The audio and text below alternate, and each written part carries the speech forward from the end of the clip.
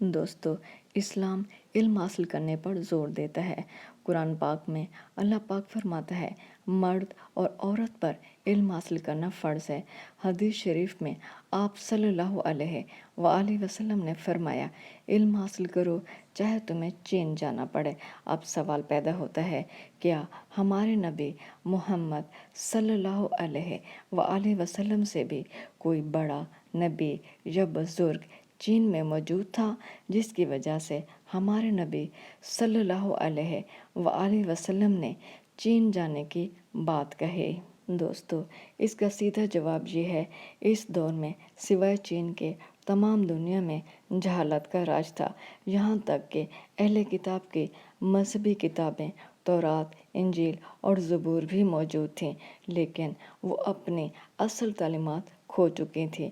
ان کے نام تو وہی ہیں، لیکن تعلیمات آج بھی اصل نہیں ہیں۔ ان میں انسانی تبدیلی بھی شامل ہو چکی ہے۔ چین دنیا کا واحد ملک تھا جہاں ہمارے نبی صلی اللہ علیہ وآلہ وسلم کے دور میں بھی سائنس پر ریسرچ ہو رہی تھی اور نئی ایجادات پر کام ہو رہا تھا۔